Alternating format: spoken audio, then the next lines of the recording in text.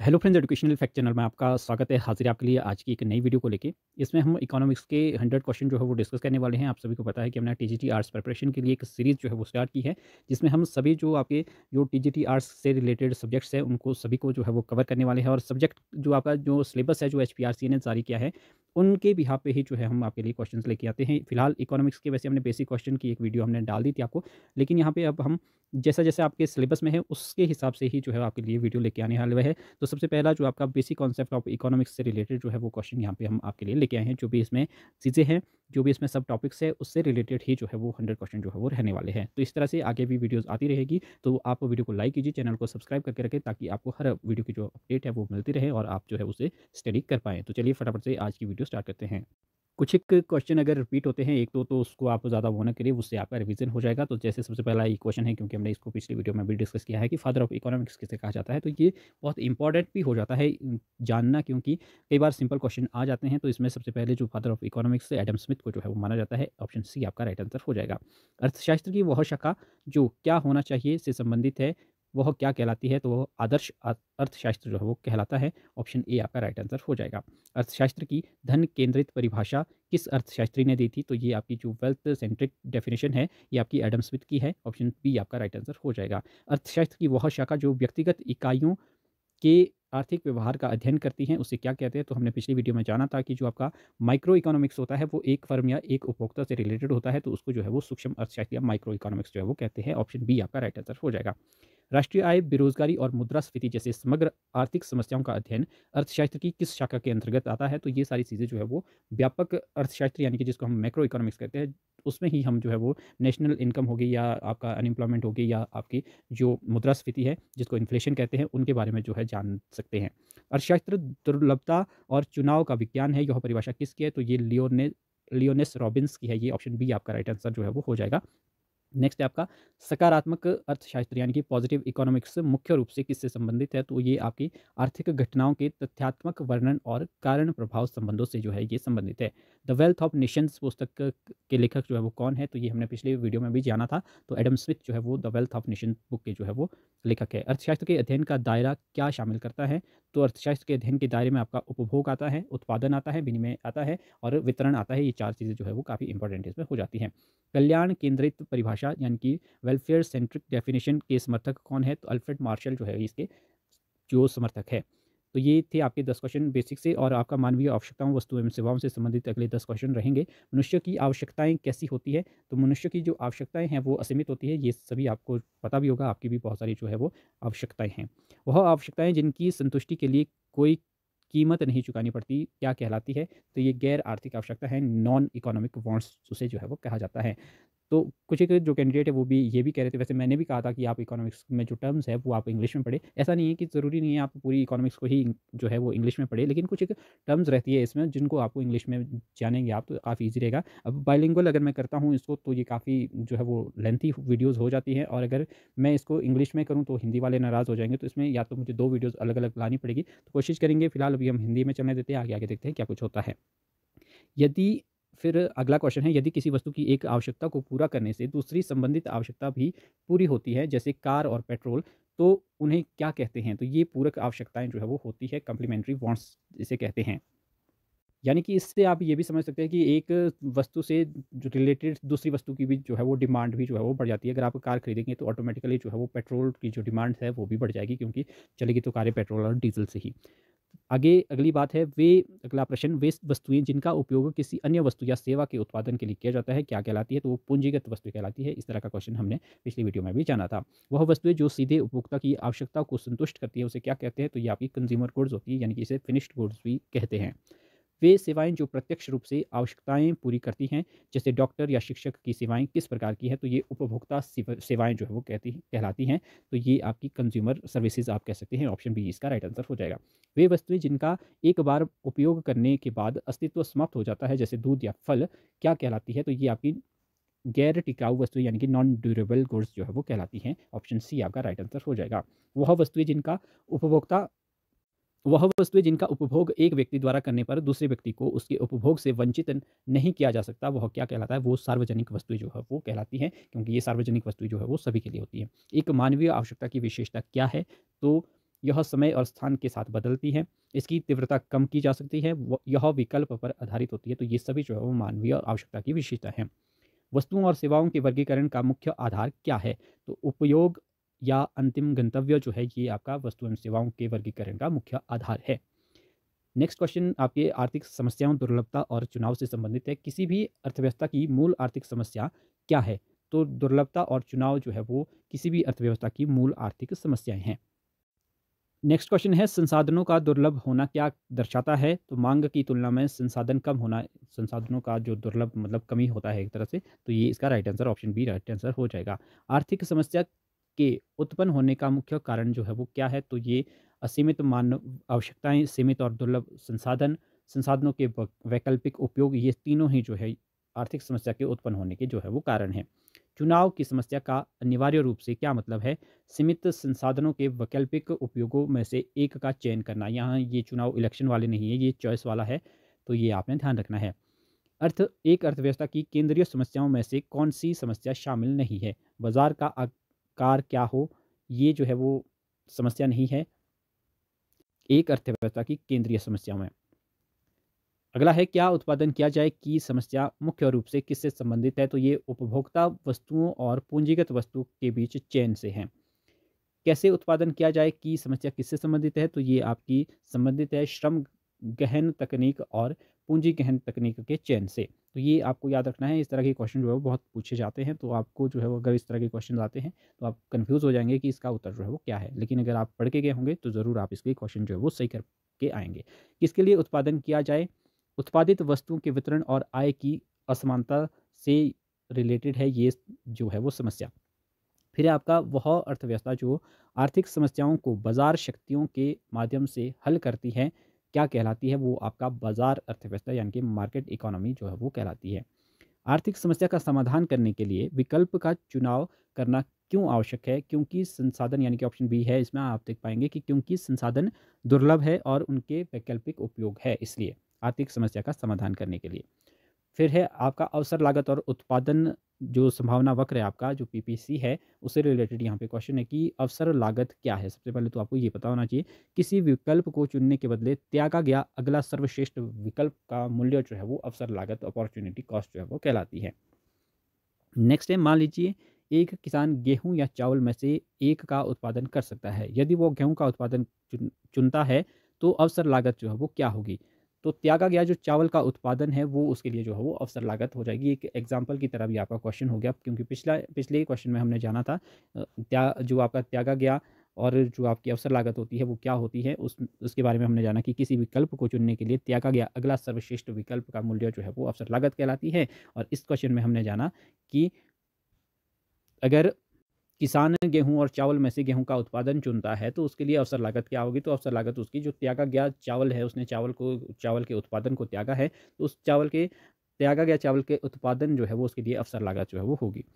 उत्पादन संभावना वक्र यानी कि production possibility curve. Next question है, उत्पादन संभावना वक्र जो है वो क्या दर्शाता है? यानी कि प्रोडक्शन पॉसिबिलिटी कर्व जो है वो आपका क्या दर्शाता है? जैसे हमने ऊपर भी बात की थी अभी, जो आपकी अपॉर्चुनिटी कॉस्ट है वो किस तरह से पता चलती है, या कुछ चीज़ें हैं। जो आपका प्रोडक्शन पॉसिबिलिटी कर्व है, इसको हम थोड़ा सा जान लेते हैं क्योंकि आपके लिए काफ़ी हेल्पफुल रहेगा, आगे भी क्वेश्चन इससे संबंधित आने हैं।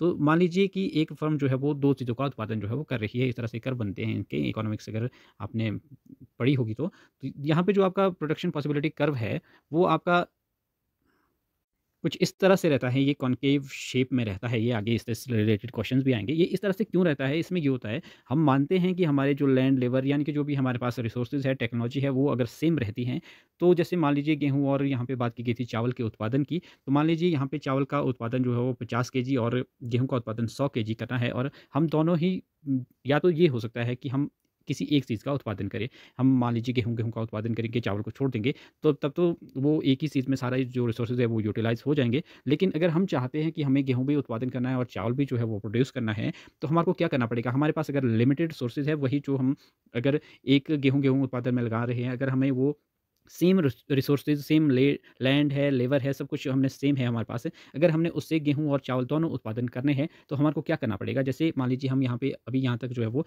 100 केजी जो है वो गेहूँ का उत्पादन कर रहे थे। अगर हमारे को चावल का उत्पादन करना है, तो कहीं न कहीं हमें जो ये 100 केजी है, इसको हम मान लीजिए 80 केजी करते हैं। तो 80 केजी जब हम इसको करेंगे, तो ये आपका पॉसिबिलिटी जो कर्व है, ये लगभग इतना जाएगा और जो ये उत्पादन है आपका लगभग इतना होगा। ये पूरा ग्राफ बनता है, उसको आप अगर देखेंगे कहीं और भी आपको नेट गूगल वगैरह में मिल जाएगी चीज़ें इससे रिलेटेड। मतलब अगर हम इसको ऊपर बढ़ाते हैं, तो ये चीज़ कम हो जाएगी, इस तरह से आप देख पाएँगे। अगर हम गेहूँ के उत्पादन को कम करते हैं, तो ये आपका जो चावल का उत्पादन है, वो बढ़ जाता है। तो इस तरह से ये जो है वो इसकी पॉसिबिलिटी कर्व जो है, ये आपको हमारे को एक डाटा देगा कि अगर आप इतना उत्पादन करते हैं चावल का, तो आप गेहूँ का, सॉरी, इस साइड हमारे गेहूँ है। अगर इतना उत्पादन करते हैं गेहूँ का, तो हमारा उत्पादन चावल का इतना होगा। अगर इसको ऊपर बढ़ाते हैं, तो यहाँ पे ऑटोमैटिकली जो है वो आपका मतलब अगर किसी एक चीज़ का उत्पादन आप ऊपर बढ़ाएँगे, तो दूसरी चीज़ का उत्पादन जो है वो कम हो जाएगा। इस तरह से ये पॉसिबिलिटी बताता है कि अगर आप इतने गेहूँ का उत्पादन करेंगे, तो चावल आपका इतना जो है वो इससे प्रोड्यूस हो पाएगा। तो ये सारी चीज़ें हैं, ये आपका पॉसिबिलिटी कर्व है। कोशिश करेंगे जो मेन टॉपिक है इकोनॉमिक्स के, मैं अलग से आपको उस पे जो है वो पर्टिकुलर टॉपिक पे वीडियो लेके आऊँ। अगर टाइम लगेगा क्योंकि शेड्यूल थोड़ा-सा बिज़ी रहता है, तो कहीं न कहीं इकोनॉमिक्स पे जो है वो बहुत सारे कैंडिडेट अपना जो फ़ोकस भी करना चाहते हैं, तो इसलिए अलग से जो है उसके लिए ज़रूर वीडियो हम लाने की कोशिश करेंगे। तो यहाँ पे बात हो रही है पॉसिबिलिटी प्रोडक्शन पॉसिबिलिटी कर्व की, तो ये क्या दर्शाता है? ये संसाधनों के पूर्ण और कुशल उपयोग के साथ 2 वस्तु के उत्पादन की अधिकतम संभावित मात्रा, यानी कि वही हमने बताया कि अगर आपका संसाधनों का ऑप्टिमम यूटिलाइज़ेशन होता है उनका, तो आप किसी वस्तु का अधिकतम कितना जो है वो प्रोडक्शन जो है वो कर पाएँगे। तो ये जो है पीपीसी कर्व आपको बताता है। अगला है आपका उत्पादन संभावना वक्र का ढलान जो है वो क्या कहलाता है? तो ये आपका जो ढलान है, इसको एमआरटी कहते हैं, मार्जिनल रेट ऑफ ट्रांसफॉर्मेशन जो है वो इसको कहते हैं। तो ये जो एमआरटी होता है, ये क्या होता है? ये मार्जिनल रेट ऑफ ट्रांसफॉर्मेशन, तो इसकी चलो फुल फॉर्म है, लेकिन ये बताता है कि आपने कितना गेन करने के लिए जो है वो कितना सैक्रिफाइस किया। यानी कि जैसे हमने बताया था कि चावल अगर आप कम करेंगे, तो वो जो कम किया आपने, उससे आपको कुछ प्राणने के लिए आपका जो चावल का उत्पादन है वो बढ़ जाएगा, अगर आप गेहूँ का उत्पादन आप कम कर देंगे, तो इस तरह से। यदि पीपीसी मूल बिंदु की ओर नतोदर यानी कि कॉनकेव है, तो वो यह क्या दर्शाता है? तो ये भी हमने आपको बात की कि ये बढ़ती हुई अवसर लागत को जो है वो इंक्रीजिंग अपॉर्च्युनिटी कॉस्ट को जो है वो ये दिखाता है, इसीलिए जो है ये आपका कॉनकेव में होता है। पीपीसी पर स्थित एक बिंदु क्या दर्शाता है? तो ये संसाधनों का पूर्ण और कुशल उपयोग जो है वो दर्शाता है, ये हमने आपसे पहले भी बात कर ली। पीपीसी के अंदर जो है वो स्थित एक बिंदु क्या दर्शाता है? तो ये आपका जो इनसाइड होता है बिंदु, संसाधनों का अपूर्ण उपयोग या अक्षमता जो है वो दिखाता है, पीपीसी के अंदर अगर कोई बिंदु जो है वो स्थित है। फिर आपका पीपीसी के बाहर जो स्थित बिंदु है वो क्या दर्शाता है? तो ये दिए गए संसाधनों और तकनीक से उत्पादन की अपर्याय मात्रा जो है वो दिखाता है, यानी कि जो बिंदु हमने सेट किए थे उस लाइन पे जो आ रहे थे बिंदु, जो हमने एक कर्व सा बताया था, वो आपका मैक्सिमम जो आपका पॉसिबिलिटी है वो दर्शाता है। लेकिन अगर इसके अंदर कोई बिंदु है, तो वो आपके संसाधनों का अपूर्ण उपयोग दिखाएगा कि आपके जो आपके पास सोर्सेज थे, वो आपकी ऑप्टिमम यूटिलाइजेशन जो है वो उनका नहीं हुआ है। और अगर आप बाहर कोई बिंदु है, अगर आप इस तरह से प्रोडक्शन कर रहे हैं, मान लीजिए यहाँ तक आपने पहुँचना है, तो ये आपका दिए गए संसाधनों और तकनीक से उत्पादन की जो अपर्याप्त जो मात्रा है, यानी कि आप जो आपके पास रिसोर्सेज़ है, उससे आप इतनी प्रोडक्शन जो है वो कर ही नहीं सकते हैं, ये मतलब है इसका मतलब बेसिकली। नेक्स्ट क्वेश्चन है, यदि किसी अर्थव्यवस्था में आर्थिक विकास होता है, तो पीपीसी पर इसका जो है वो क्या प्रभाव पड़ेगा? तो पीपीसी बाईं ओर जो है वो खिसक जाएगा, ये इसका जो है वो इफ़ेक्ट इसमें पड़ता है। नेक्स्ट है, पीपीसी का खिसकाव मुख्य रूप से किससे संबंधित है? तो ये संसाधनों की मात्रा में परिवर्तन या तकनीकी प्रगति में जो है वो जब चेंजेज़ होगा, तभी जो है वो ये शिफ्ट हो पाएगा पीपीसी। तो ये थे आपके।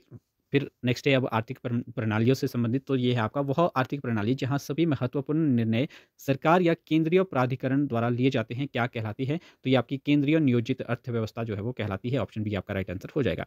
केंद्रीय नियोजित अर्थव्यवस्था का मुख्य उद्देश्य जो है वो क्या होता है? तो जो आपकी प्लान्ड इकोनॉमी होती है, उसका सामाजिक कल्याण को अधिकतम करना जो है इसका मुख्य उद्देश्य होता है। पूंजीवादी अर्थव्यवस्था का मुख्य उद्देश्य क्या होता है? तो निजी लाभ को अधिकतम करना, जो कैपिटलिस्ट इकोनॉमी होती है उसका जो है वो मुख्य उद्देश्य होता है। बाजार अर्थव्यवस्था में क्या उत्पादन किया जाए का निर्णय किसके द्वारा लिया जाता है? तो कीमत तंत्र के द्वारा जो है वो ये निर्णय जो है वो लिया जाता है। किस आर्थिक प्रणाली में निजी संपत्ति और उत्पादन के साधनों पर निजी स्वामित्व की अनुमति होती है? तो ये पूंजीवादी अर्थव्यवस्था। ऑप्शन बी आपका राइट आंसर हो जाएगा। वह आर्थिक प्रणाली जो बाजार शक्तियों और सरकारी विनिमय का सह अस्तित्व प्रदान करती हैं, क्या कहलाती है? तो ये कहलाती है आपकी मिश्रित अर्थव्यवस्था। नेक्स्ट है आपका, भारत की अर्थव्यवस्था किस प्रकार की आर्थिक प्रणाली का उदाहरण है? ये बहुत इंपॉर्टेंट क्वेश्चन आ जाता है, ये है आपकी मिश्रित अर्थव्यवस्था का। नेक्स्ट है आपका, समाजवादी अर्थव्यवस्था का एक नकारात्मक पहलू क्या हो सकता है? तो ये प्रोत्साहन की कमी, इससे अक्षमता आ सकती है, तो ये आपका एक नकारात्मक पहलू है। नेक्स्ट है आपका पूंजीवादी अर्थव्यवस्था का मुख्य दोष क्या है? तो आय और धन की असमानता। कीमत तंत्र किस अर्थव्यवस्था की एक महत्वपूर्ण विशेषता है? ये बाजार अर्थव्यवस्था की जो है वो एक महत्वपूर्ण विशेषता है। फिर आपका सूक्ष्म अर्थशास्त्र से संबंधित यहाँ पे क्वेश्चन है माइक्रो इकोनॉमिक्स से। तो माइक्रो इकोनॉमिक्स का एक और नाम क्या है? तो ये आपका है प्राइस थ्योरी, कीमत का सिद्धांत जो है वो इसे कहा जाता है। यूटिलिटी यानी कि उपयोगिता का क्या अर्थ है? किसी वस्तु या सेवा से मानव आवश्यकताओं को संतुष्ट करने की जो शक्ति है वो जो है वो यूटिलिटी कहलाती है। ये हमने पिछली वीडियो में भी पढ़ा था। किसी उपभोक्ता के लिए वस्तु की अंतिम इकाई के उपभोग से प्राप्त होने वाली उपयोगिता क्या कहलाती है? तो ये मार्जिनल यूटिलिटी यानी कि सीमांत उपयोगिता कहलाती है। जैसे जैसे किसी वस्तु की अधिक इकाइयों का उपभोग किया जाता है, उससे प्राप्त होने वाली सीमांत उपयोगिता घटती जाती है। यह नियम क्या कहलाता है? तो ये आपका कहलाता है law of diminishing marginal utility यानी कि घटती सीमांत उपयोगिता का नियम।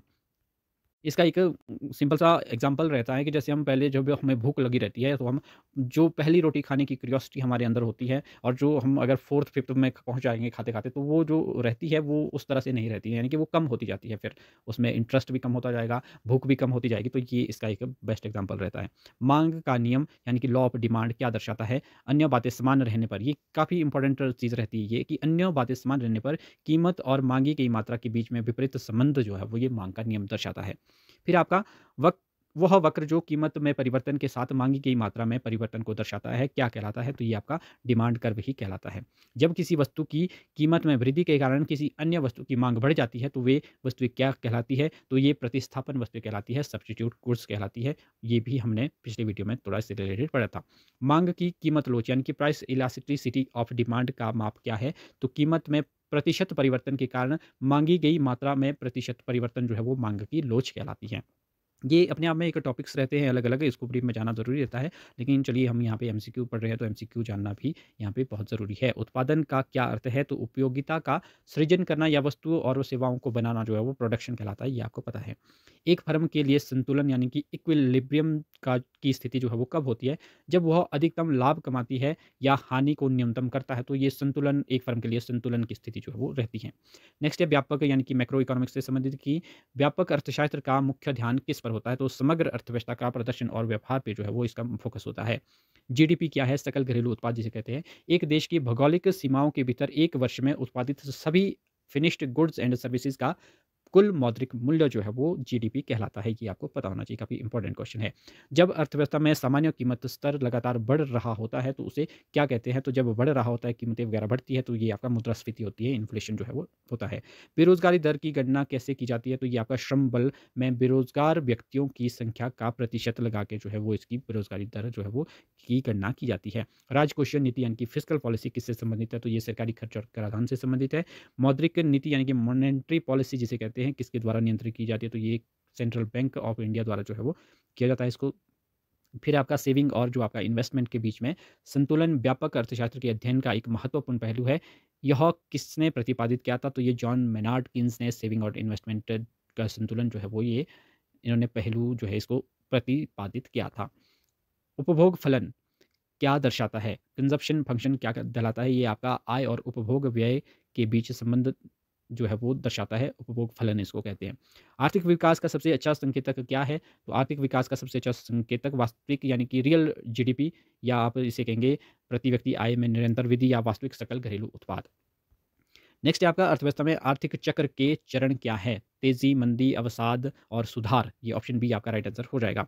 नेक्स्ट है आपका वस्तु विनिमय और धन और बाजार से संबंधित की उस प्रणाली को क्या कहते हैं जहां वस्तुओं का विनिमय वस्तुओं से किया जाता है? तो ये बार्टर सिस्टम हमने पहले भी जाना है, इसके बारे में किस वीडियो में जाना है मुझे याद है नहीं। वैसे वस्तु विनिमय प्रणाली इसे कहा जाता है कि एक वस्तु की जगह आप दूसरी वस्तु, मान लीजिए मेरे पास चावल है, आपके पास गेहूँ है, तो मुझे चावल चाहिए, आपको गेहूँ चाहिए, तो हम आपस में उसको जो है वो कर लेंगे बराबरी। वस्तु विनिमय प्रणाली की एक बड़ी समस्या क्या थी? तो आवश्यकताओं के दोहरे संयोग का अभाव जो है वो वस्तु विनिमय का इसके जो मान लीजिए अब पैसों से तो हम जो चाहे वो खरीद सकते हैं जो हमारे को ज़रूरत होती है। लेकिन जब आप बार्टर सिस्टम की बात करते हैं, वस्तु विनिमय की बात करते हैं, मान लीजिए मेरे पास है गेहूँ और आपके पास है चावल और मेरे पास गेहूँ तो है लेकिन मुझे चाहिए होता है आम। या आपको चाहिए कोई भी केला, तो हमारे पास तो गेहूँ और चावल ही है, तो हमारा हम कैसे एक्सचेंज कर पाएँगे? तो इस तरह से जो जिसको ज़रूरत के हिसाब से उस ऐसे कैंडिडेट को ढूँढना यहाँ पे पॉसिबल जो है वो नहीं हो पाता था। तो इसलिए ये जो है आवश्यकता के दोहरे संयोग का इसमें अभाव पाया जाता था कि जो मुझे चाहिए चीज़ वही जो है जो उसको चाहिए सामने वाले को हमारी इच्छाओं के अनुसार जो है वो ऐसा कैंडिडेट, ऐसा पर्सन मिलना इसमें थोड़ा-सा मुश्किल होता था। मनी का सबसे महत्वपूर्ण कार्य क्या है? मुद्रा का यानी कि मीडियम ऑफ एक्सचेंज यानी कि यही बात है कि हम किसी अपनी इच्छाओं जो हमारी इच्छा है, जो हम चाहते हैं किसी भी चीज़ को खरीदना, तो हम उससे खरीद सकते हैं पैसों से यानी कि मीडियम ऑफ एक्सचेंज हाँ, ये सबसे जो प्रमुख कार्य है इसका पैसों का। वह स्थान या तंत्र जहाँ खरीदार और विक्रेता वस्तुओं और सेवाओं के विनिमय के लिए एक-दूसरे के संपर्क में आते हैं, क्या कहलाता है? तो बाज़ार ही है और बाज़ार से ही हम जो है वो चीज़ें ले आते हैं। पूर्ण प्रतियोगिता वाले बाज़ार की एक आवश्यक विशेषता क्या है? तो समान उत्पाद और बड़ी संख्या में खरीदार और उपभोक्ता जो है वो वहाँ पे होते हैं। खरीदार और विक्रेता होते हैं, मतलब खरीदने वाले भी होते हैं और बेचने वाले भी होते हैं, तो वो पूर्ण पूर्ण प्रतियोगिता वाले बाज़ार जो है वो है, इसकी एक विशेषता है ये। वह बाज़ार जहाँ केवल एक विक्रेता होता है, इसके बारे में हमने पहले भी बात की है, तो वो है मोनोपोली होता है, वो एकाधिकार होता है। नेक्स्ट है आपका कीमत लेने वाला किस बाज़ार संरचना की फर्मों को कहा जाता है? पूर्ण प्रतियोगिता, प्राइस टेकर। नेक्स्ट है अल्पाधिकार यानी कि ओलिगोपोली भी एक होता है बाज़ार की। एक मुख्य विशेषता क्या है इसकी ओलिगोपोली की? कि कुछ बड़ी फर्मों का होना और उनके बीच परस्पर निर्भरता जो है वो ओलिगोपोली कहलाती है। बाजार संतुलन कब प्राप्त होता है? जब किसी कीमत पर माँगी गई मात्रा आपूर्ति की गई मात्रा के बराबर होती है, तो वो है बाजार संतुलन। फिर है वस्तु विनिमय प्रणाली की समस्या का समाधान किसने किया? मुद्रा का आविष्कारक जो है वस्तु विनिमय प्रणाली की समस्या का समाधान जो है वो इसने किया। फिर है आपका अंतर्राष्ट्रीय अर्थशास्त्र और अन्य अवधारणाएँ। तुलनात्मक लाभ का सिद्धांत जो है वो मुख्य रूप से किससे संबंधित है? तो ये अंतर्राष्ट्रीय व्यापार से संबंधित है। जब किसी देश का आयात उसके निर्यात से अधिक हो जाता है, तो वो ट्रेड डेफिसिट कहलाता है, व्यापार घाटा जो है कहलाता है। जब आपका क्या होता है? इम्पोर्ट जो है वो एक्सपोर्ट से अधिक हो जाता है। किसी देश के निवासियों और शेष दुनिया के बीच होने वाले सभी आर्थिक लेन-देन का व्यवस्थित रिकॉर्ड क्या कहलाता है? तो ये भुगतान संतुलन जो है वो कहलाता है। किसी देश की मुद्रा के बदले दूसरे देश की मुद्रा की कितनी इकाइयाँ मिल सकती है, यह क्या कहलाता है? ये आपका एक्सचेंज रेट जो है वो कहलाता है, विनिमय दर कहलाता है। वह दर जिस पर कोई व्यक्ति या फर्म किसी उत्पादक संपत्ति का उपयोग करने के लिए धन उधार लेता है, क्या कहलाता है? वो इंटरेस्ट रेट कहलाता है, ब्याज दर। सरकार के आय के मुख्य स्रोत जो है वो क्या है? तो सरकार की जो इनकम है वो ज़्यादा से ज़्यादा वो टैक्स से ही होती है, तो कराधान और गैर कर राजस्व। डायरेक्ट टैक्स टैक्स यानी कि प्रत्यक्ष कर का जो है उदाहरण क्या है? इनकम टैक्स आपका प्रत्यक्ष कर का उदाहरण है। अप्रत्यक्ष कर का उदाहरण क्या है? जीएसटी आपका जो कि गुड्स एंड सर्विसेज टैक्स जिसे कहा जाता है, कब लागू हुआ था? ये आपने कमेंट करना है। मानव पूँजी का क्या अर्थ है? तो किसी व्यक्ति के पास कौशल, ज्ञान और अनुभव का भंडार जो है वो मानव पूँजी कहलाता है। अक्षमता लागत क्या है? संसाधनों के अपूर्ण और अक्षम उपयोग के कारण हुआ नुकसान जो है वो अक्षमता लागत कहलाता है। फिर आपका विविध और अनुप्रयोग सकल निवेश के मूल्यह्रास यानी कि डेप्रिसिएशन को घटाने पर क्या प्राप्त होता है? तो ये नेट इन्वेस्टमेंट यानी कि शुद्ध निवेश आपका प्राप्त होता है। फिर है निम्नलिखित में से कौन-सा आर्थिक एजेंट नहीं है? तो ये आपका पर्यावरण जो है वो इकोनॉमिक एजेंट जो है वो इसमें से नहीं है। वह वस्तुएँ जिनकी कीमत कम होने पर माँग कम हो जाती है, वो क्या कहलाती है? तो वो गिवन गुड्स जो है वो कहलाती है। वस्तु कम होने पे उसकी जो है वो डिमांड कम हो जाती है, तो ये गिवन गुड्स होती हैं, यानी कि इनकी जो कीमतें कम होती है जब इनकी, तो डिमांड भी जो है वो कम हो जाती है। उत्पादन के कारक कौन-कौन से हैं? तो उत्पादन के कारक लैंड, लेबर, कैपिटल और एंटरप्रेन्योरशिप यानी कि ऑप्शन बी आपका राइट आंसर हो जाएगा। उत्पादन के कारक श्रम को उसके योगदान के बदले में क्या प्राप्त होता है? तो वेतन और मज़दूरी प्राप्त होती है। फिर आपका उत्पादन के कारक पूँजी को उसके उपयोग के बदले में क्या प्राप्त होता है? तो इंटरेस्ट प्राप्त होता है। जब किसी वस्तु की कीमत में परिवर्तन के बावजूद माँगी गई मात्रा में कोई परिवर्तन नहीं होता, तो माँग की लोच क्या होती है? तो ये पूर्णतः फिर बेलोचदार होती हैं। तो ये ऑप्शन सी इसमें राइट आंसर हो जाएगा। केंद्रीय नियोजित अर्थव्यवस्था की मुख्य समस्या को हल करने का काम कौन करता है? तो ये सरकार या केंद्रीय प्राधिकरण जो है वो करता है। मिश्रित अर्थव्यवस्था में सार्वजनिक क्षेत्र का मुख्य उद्देश्य जो है वो क्या होता है? सामाजिक न्याय और कल्याण को बढ़ावा देना। ऑप्शन बी आपका राइट आंसर हो जाएगा। और आज का लास्ट क्वेश्चन है, माइक्रो शब्द ग्रीक शब्द और माइक्रोस मतलब जो ग्रीक शब्द माइक्रोस से लिया गया है, जिसका अर्थ क्या है? तो माइक्रो हमने पहले ही बता दिया कि माइक्रो का मतलब होता है छोटा। तो ये 100 क्वेश्चन हमने आपके साथ डिस्कस की। आई होप आपके लिए काफ़ी इंपॉर्टेंट ये रहेंगे और काफ़ी वीडियो आपको अच्छी लगी होगी, तो चैनल को आप सब्सक्राइब करके जाए, वीडियो को लाइक करें, अपने फ्रेंड्स के साथ शेयर करें। मिलते हैं अगली वीडियो के साथ, तब तक के लिए बाय बाय।